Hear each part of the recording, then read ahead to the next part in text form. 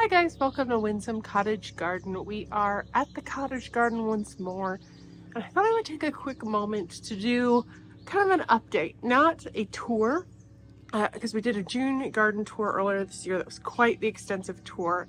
It was actually early June, so I'll link that here if you missed it, where we walked through the whole garden and I talked a little bit more about varieties, but some things have burst into bloom since then that will probably be gone by the time we do a July tour, and they are too good to miss. So I thought I'd just kind of pop you around the yard and show you some beautiful things that are in their full glory. We're going to be actually making our way around this area, and we did talk about this in a recent video, but I did want to quickly point out that the rhododendron is in bloom. I think it was just budding up during our tour and it is now actually going out, but it did indeed only have 4 blooms, which is a bit of a bummer.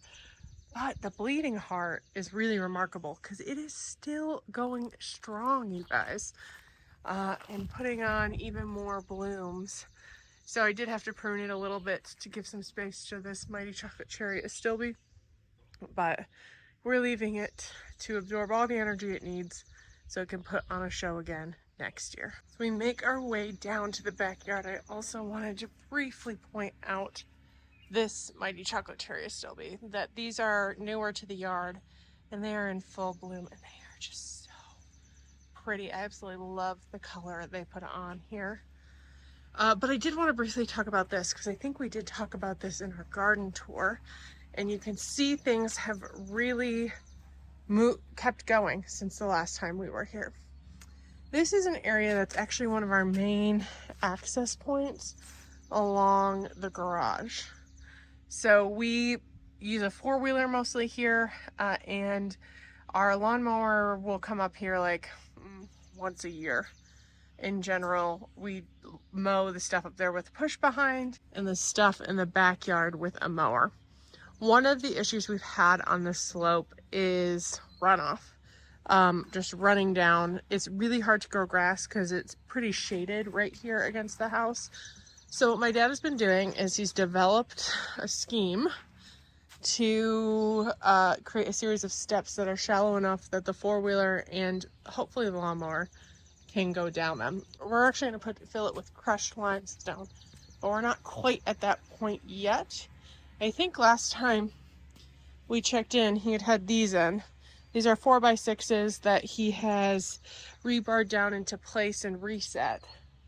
But he's gone gangbusters. He ran into some things like drainage here, some other bits and bops further down. So there's a couple steps that are a little wider. He's had to bring in a load of sand that he's also then going to bring in some dirt and some rocks before he's done.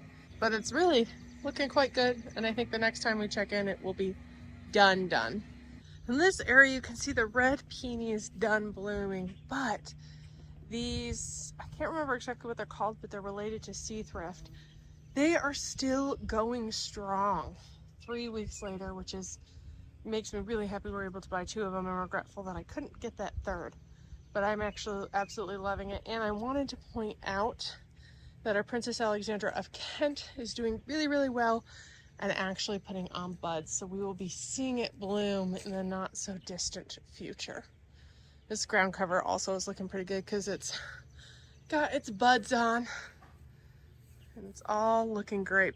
This area, we also have this Siberian iris blooming. I think it's called Apple Blossom.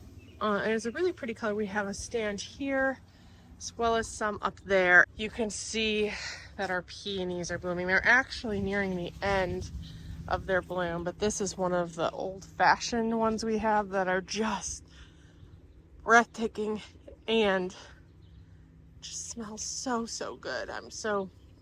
We've been cutting on it, enjoying it. This is a tricky one since it's so big. We can't get peony cages big enough, so I always end up putting something together, but inevitably what happens is like this. It will come up against the twine and then flop. But it still smells beautiful, so we're enjoying it. I also think that the lupins are about to put on another show because there's the seedlings that were from last year's seeds are starting to put up bloom stalks, which we love to see. Clematis is doing well. We've got a mock orange in our holding area right here that's blooming, so lots of things just looking good. I absolutely love allium. I think these we planted last year. I'm not sure if they're ambassador or gladiator, but they are just so Dr. Seussy wonderful, and I think this in particular is one of my favorite views right now, with the different peonies and the alliums and the cute little pig and turtle. It's just shaping up really, really well. We have a mock orange here flowering as well, and this bed, which we've spent a good amount of time on, is really doing quite well. We have a bicolored salvia that we got on clearance that the bees are absolutely loving. They're also loving the scabiosa and honestly the allium as well. This rose is doing really well. We also planted this bare root this year. This is the Poet's Wife. It too is putting on blooms. We've been dealing with some aphids on all of our roses, especially on their tender new growth. And also, I believe, some sawfly that we've been treating here and there. But man, it's doing really well. This one is definitely dead. I did put a dahlia here that's doing really well, but I've reached out to David Austin to see if they will replace it because they do have a guarantee. I'm not sure if they will. What's interestingly is nothing else in this area is doing badly, except we do have a tiny bit of chlorosis on this hydrangea that I'm going to treat. Oh, but I should point out the 3, we planted some dahlias here. They're all up. I think all the dahlias have come up actually. We have over here, oh, it's just fading. That's kind of a bummer. But this iris is blooming still. This is one of the Shriner iris we planted last year that is beautiful, and this coral bell is actually just putting up its bloom stalks. You don't really plant them for their bloom stalks, but they certainly add a little special something in. You can see these peonies are going out a little bit, but the baptisia is just starting off. While I'm over here though, I did want to show you guys the crazy viburnum is sort of ending its bloom. It's dropping everything, but still has a lot of beauty to offer. And check out this clematis. There's 2 clematis I want to show you. This is one of them. It had put on its first bloom during our last tour, but you can kind of see it's absolutely covered in them. This clematis I'm not seeing any blooms on, but I'm thinking it'll probably come soon. I'm hoping this might be one of them. It could still be the same dark one. I guess we're just gonna have to wait and see. But there's a number of these guys that have just popped up, and it's really, really liking its spot. As is this clematis. Oh, look at it, you guys. This is why we plant this here. Some of these things are so big. Like, look at this one. It's hand-sized. And it is absolutely covered. This has been here a while. And you can see here's like a newer one that's a little bit more pinky, and they fade a little as they get older. But it's just not just so beautiful. The Weigelia are still going, and we did plant a couple alliums in here that are looking really pretty with the spiderwort and the viburnum as well. I also, as we're kind of walking around here, wanted to point out that we have these 1, 2, 3, 4, and I think these are Heliopsis that we transplanted from my house in the city last year, and they're doing so beautifully. They're going to be blooming soon, which will bring another added interest layer here. I wanted to check in on the Frankenstein lupin. It did fall over, as you can kind of see, and you can see it actually turned out kind of pretty. Looked like yellow and purple. Still a little odd, but not as Frankenstein-y as I thought. So that's a bonus. Here's another really pretty view of the allium as we're getting closer to the gate, and I wanted to check in and show you guys this Gertrude Jekyll. look at it. It completely bounced back. This was the healthier of the two, and it's leafed out. I wouldn't be surprised if it does end up blooming. But thrilled to see it surviving and thriving. The other one's not had a ton of change since last we checked in. I do think like this has dried up. They are dead in my mind, but there's a couple growth points that I'm feeling hopeful about, including this one right here. I suspect that is going to leaf out, and they just kind of honestly keep appearing. So I still have hope, even though the last time we checked in on this was probably 2.5 weeks ago. And I would have expected to see a little more action because I think it's been planted almost a month ago. So I did ask when I was reaching about the dead rose, which is up there. That's the rolled doll we had trouble with. I asked about this one as well.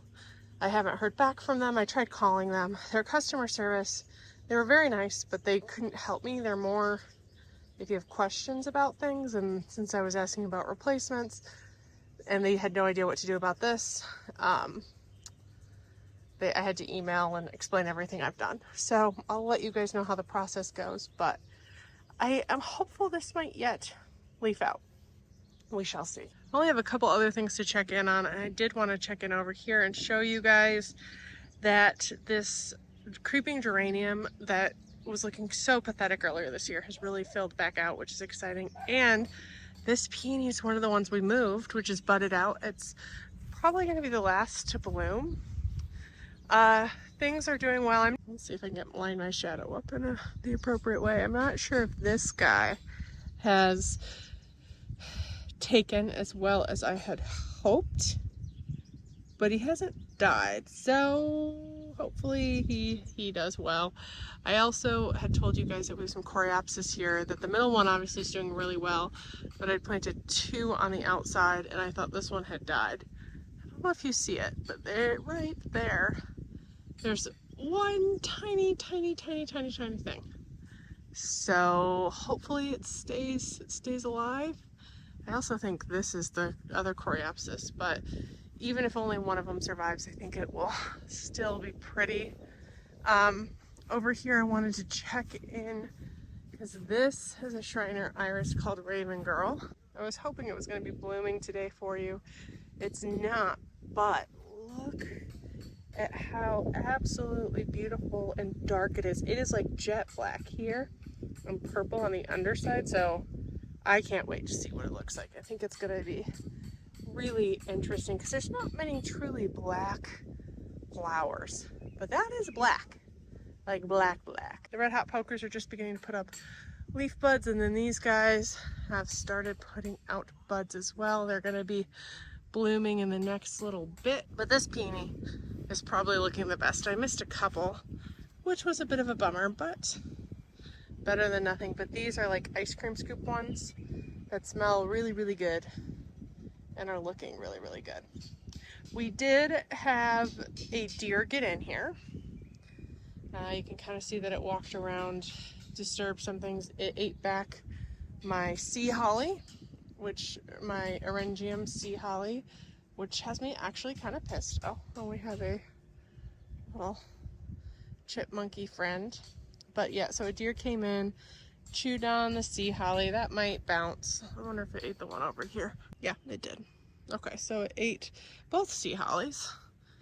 And it also nibbled on the red rum lupin. I don't know if you can tell that the tip has been bitten off, but they're really not supposed to like lupins, so that was a bit of a bummer.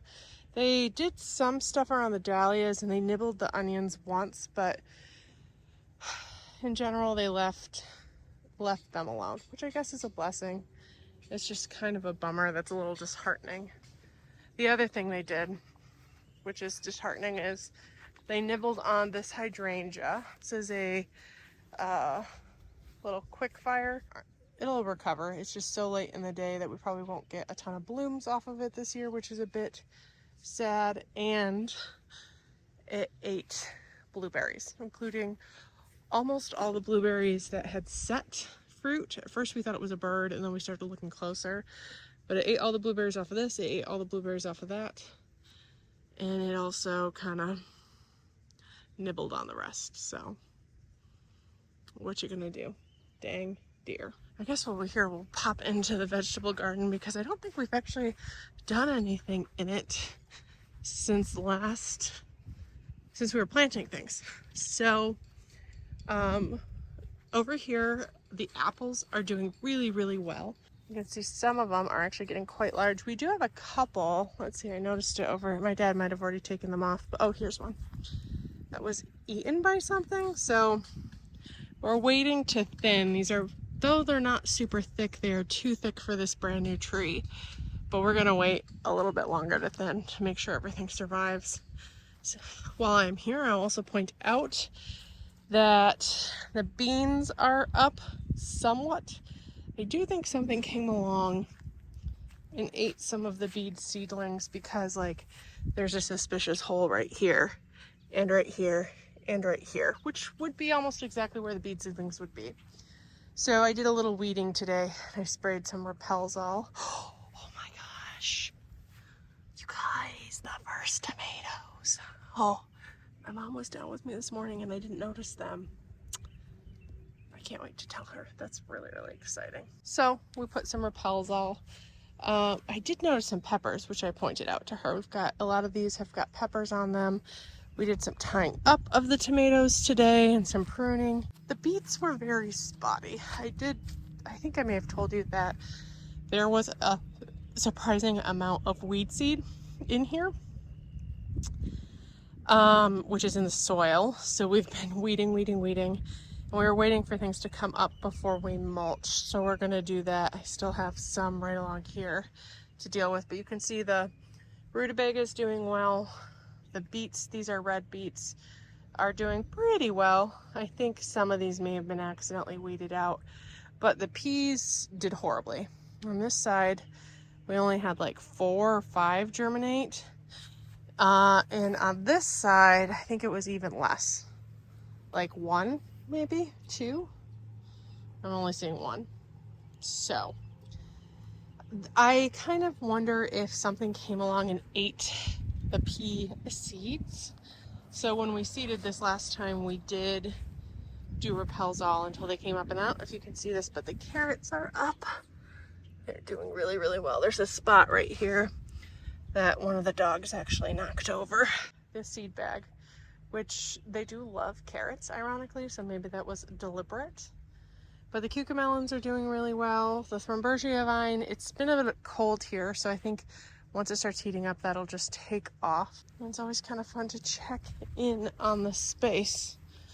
Now that they've probably grown, I don't know, 6 or so inches since we last checked in, and as promised, there are peppers.